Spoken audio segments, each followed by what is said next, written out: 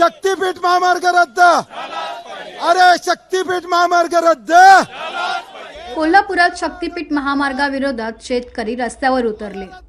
माजी खासदार राजू शेट्टी, काँग्रेस नेते सतेज पाटील, शरद पवार गटाचे जयंत पाटील यांच्या नेतृत्वात विराट मोर्चाही काढण्यात आला। यावेळी राजू शेट्टींनी मुख्यमंत्री देवेंद्र फडणवीस यांच्यावर सडकून टीका केली आहे। पाहूया। अलीकडच्या काळामध्ये निसर्ग विचित्र वागायला लागलेला आहे। पडला तर 10 मिनिटांमध्ये धो पाऊस पडतोय, सगळं वाहून जातंय। मग अशा परिस्थितीमध्ये आमच्या जिल्ह्यातल्या ज्या नद्या आहेत या अवेळी अचानक पडणाऱ्या पावसाचं पाणी वाहून नेण्या एवढं त्यांची पात्र आहेत का? आणि त्या पाण्याच्या प्रवाहामध्ये आम्ही अशा प्रकारचे अडथळे आणले तर जिल्ह्याची अवस्था काय होईल याचा विचार करा। त्यामुळं हा प्रश्न केवळ बाधितांचा नाही आहे, जे बाधित नाही असं कागदोपत्री दिसतंय त्यांचा सुद्धा हा प्रश्न आहे। पूरग्रस्तांना जीव मुठीत धरून गावामध्ये राहायला लागतंय, घरात साप उंदीर अमुक तमुक सगळं शिरतंय, त्यांचा हा प्रश्न आहे। आणि ते कशासाठी, कुणासाठी? अहो मला गेल्या 2-4 दिवसामध्ये काही चिल्ली पिल्ली हे शक्तीपीठ व्हायला पाहिजे म्हणून समर्थन करायला लागलेले आहेत। ते आम्हाला विकास विरोधी ठरवायला लागलेले आहेत, आम्हाला सवय लागलेली आहे म्हणतात विरोध करायचं। आणि मग मला त्यांना एकच प्रश्न विचारायला आहे, तुमचा हिस्सा काय ठरलाय काय? नसला तर ठरवून घ्या। उगाच मागणं आमचं तर वाटोळं झालंयच, पण किमान तुमचा हिस्सा तरी ठरवून घ्या। उद्या आम्हाला जरा समाधानानं बघता येईल, यांचं जरी बाबा कल्याण झालं आमचं वाटोळं झालं, जरा हिस्सा ठरवून घ्या। थोडं थोडकं नाही, जवळपास या रस्त्यातनं 60,000 कोटी रुपये ते आणणार आहेत, त्यात तुमचं किती आहेत? 50 कोटी। काय काय असेल ते हिस्सा ठरवून घ्या। मागणं ही हिशेबाला बसत नाहीत। चालू आहेत काय? आत्ताच तिघांची भांडणं झालं, मागणं हिशेबाला बसत नाहीत। जे काय आहे ते आत्ताच हिस्सा ठरवून घ्या, मागणं भांडत बसू नका। आणि मिटवायला आम्हाला येऊ नका, आमच्याकडे येऊ नका, आम्ही येणार नाही मिटवायला। आपण बंटी पाटील साहेब जायचं नाही मिटवायला। कशासाठी होय? जरा तरी लाज वाटली पाहिजे। या जिल्ह्यातल्या सगळ्या लोकप्रतिनिधींना मला विचारायचं आहे, तुम्हाला या जिल्ह्यातल्या शेतकऱ्यांनी सर्वसामान्य लोकांनी मतं देऊन निवडून दिलेले आहेत। मुख्यमंत्री काय म्हणाल, उपमुख्यमंत्री काय म्हणाल, सरकार काय म्हणाल याचा विचार करत बसला तर 2029ला तुम्हाला ते निवडून आणणार नाही तर ही जनता निवडून आणणार आहे, याचं भान ठेवा। जर तुम्ही या जनतेच्या वाकड्यामध्ये गेला तर तुमचं काही खरं नाही। मला एक कळालं नाही, इथं आम्ही महात्मा गांधींच्या मार्गानं सविनय कायदेभंग म्हणून अगदी सनदशीर मार्गानं आमचं म्हणणं जिल्हाधिकारी द्यायला चालत आलेलो आहे। कारण लोकशाहीमध्ये तुमच्या डोक्यात काय आहे याला महत्व नाही, तुमच्या पाठीमागं डोकी किती आहे त्याला महत्व असतं। आणि हे काय म्हणत ते, ह्यांचा एक आवडता आरोप आहे, ही 4 टाळकी आहेत, ह्यांच्या पाठीमागं कोणी नाहीत। अरे येऊन बघा जरा मोजून किती टाळकी आहेत आमच्या पाठीमागं, आणि ह्याच्या दुप्पट तिप्पट मागं गावात राहिलेली आहेत। आणि जरा तुमच्यात काय दम असेल तर संयुक्त मोजणी करायला याच, होऊनच जाऊन दे एकदा मैदानामध्ये काय व्हायची स्थिती आहे, एवढंच माझं त्यांना सांगणं आहे। खोटं सांगतात, काय सांगतात? यवतमाळला मोजणी झाली, हिंगोलीला मोजणी झाली, धाराशिवला मोजणी झाली, परभणीला मोजणी झाली, लातूरला मोजणी झाली, सोलापूरला मोजणी झाली आणि सिंधुदुर्गला मोजणी झाली। मोजणी कुठं झालेली नाही। देवेंद्र फडणवीस, मी तुम्हाला एकच चॅलेंज देतो, तुम्ही या शक्तीपीठ महामार्गाचा जो काय नियोजित 856 किलोमीटर लांबीचा हा जो काय नियोजित तुमचा हे आहे रस्ता आहे, आणि त्याला माझ्या हिशेबाप्रमाणे 21,000 आता वाढले मला वाटतं काहीतरी, नाही 21,000 एकर जमीन जाणार काहीतरी आहे, 25,000 एकर जमीन जाणार आहे। त्यातल्या किती एकर जमिनीची मोजणी झाली एकदा आकडा सांगाच, एकदा होऊनच जाऊन दे। पाहिजे तर घोंगडे टाकून झाडावर खाली कुठेतरी बसूया, तुम्ही मोजला किती आणि आम्ही मोजली अडवली किती याचा एकदा हिशेब करायला बसूया। कारण मी या 13च्या 13 जिल्ह्यामध्ये जाऊन आलेला माणूस आहे। अहो मी हिंगोलीला गेलो होतो, सहज गेलो होतो, तिथं त्या मोनार्क कंपनीचं काही लोक सॉइल सॅम्पल घ्यायला म्हणजे माती तपासायला आलेले होते ट्रॅक्टर घेऊन. आणि हे जे तुम्हाला एक माहिती सांगतो, हे शक्तीपीठ महामार्ग म्हणजे इकडं कोण पवार अमुक भोसले बिसले हे कॉन्ट्रॅक्टर नाहीत, हे लुल्ला फुल्ला असलेच कोणतरी कॉन्ट्रॅक्टर आहेत ते. हा इकडे गुजराती सगळे, हा सगळे उत्तर भारतीय कॉन्ट्रॅक्टर आहेत. आपली त्यांच्या हाताखालच्या हाताखाली हा यांचा जेसीबी, यांचा ट्रॅक्टर, एवढंच यांच्या वाट्याला एवढंच आहे. आणि ते मला तिथं हिंगोलीला ते गाठ पडलं. ते उत्तर भारतीय होतं, सॉइल सॅम्पल करायला आलेलं होतं. मी म्हटलं इधर काही को आया है? ते म्हटलं सॉइल सॅम्पल करने का है. ये ट्रैक्टर किसका है? तो म्हटला मेरा है. अगर मैंने इसका ये ट्रैक्टर जलाया तो नुकसान भरपाई मिलेगा क्या? म्हटला ये कहां से मिलेगा? म्हटला सरकार नहीं देती तर ये ट्रॅक्टर लेके वापस जाओ म्हटलं. हे इथं आणि हे सगळं सर्वे करायला येणारं साहित्य खाजगी आहे, त्यामुळे द्या पेटवून. सरकारी नुकसान होत नाही, सरकारकडे काय नाहीच. आणि काय आणतंय मोजणी करायला? परवा माळशिरसला के पाटलेला आले, मला वाटतं आहे तिथं. त्यांनी सांगितलं ते मोजणीचं मशीनच फोडून टाकलं. काय त्यांची घेतली?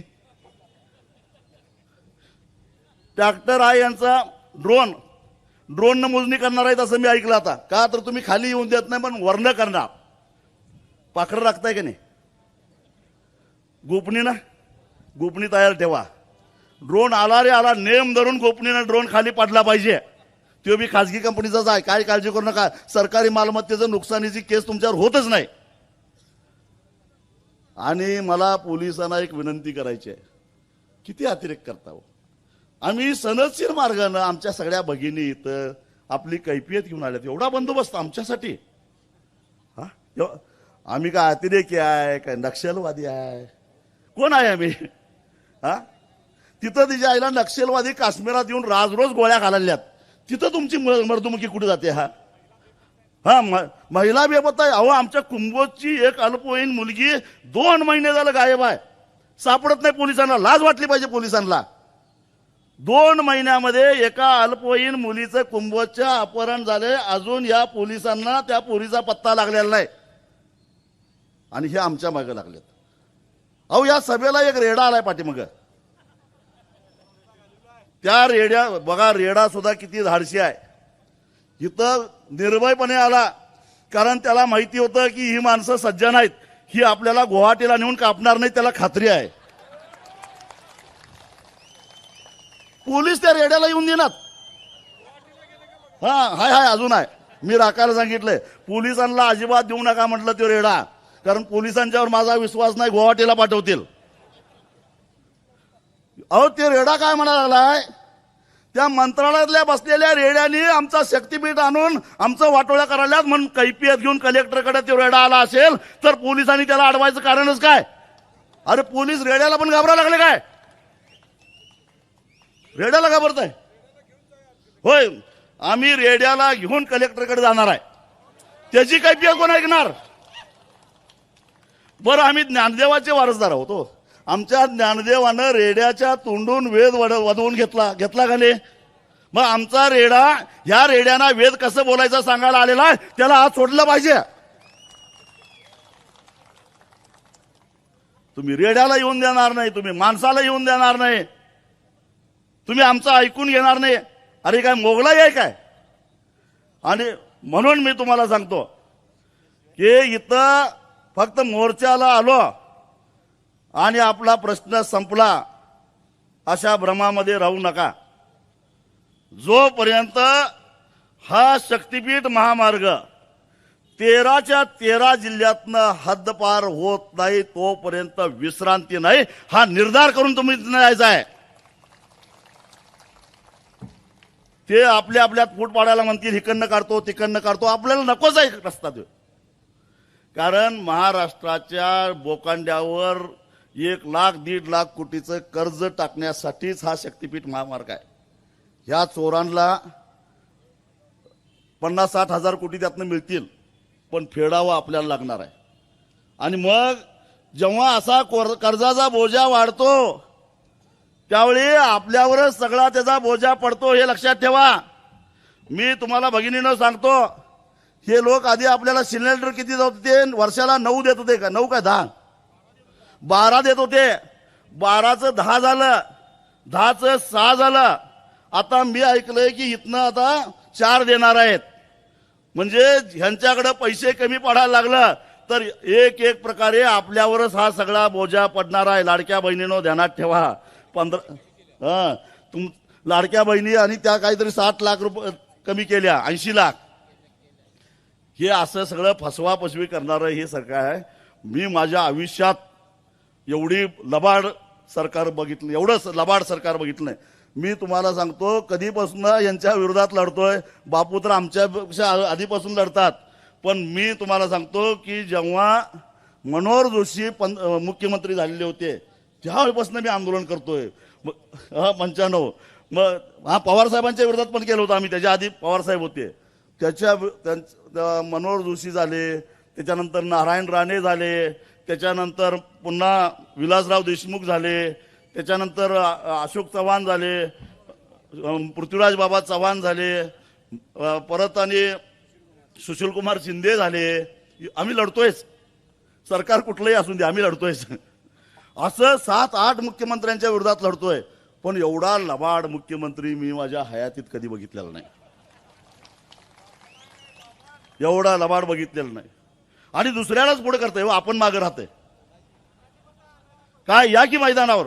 मला वाटतं की बंटी पाटील साहेब एकदा ठरलं तर आपलं, एका चॅनेलवर आपलं ठरलं होतं की एका बाजूला मुख्यमंत्री, दुसऱ्या बाजूला मी आणि बंटी पाटील साहेब आम्ही लाईव्ह चॅनेलवर जाणार होतो. मुख्यमंत्री सांगणार होते शक्तीपीठ कसा महत्वाचा आहे, करणं का गरजेचं आहे, आणि आम्ही सांगणार होतो तो कसा गरजेचा नाही आहे, त्याची कधी अशी आवश्यकता नाही आहे. तारकावर तारखा गेल्या आणि ते रद्द झालं. तेव्हा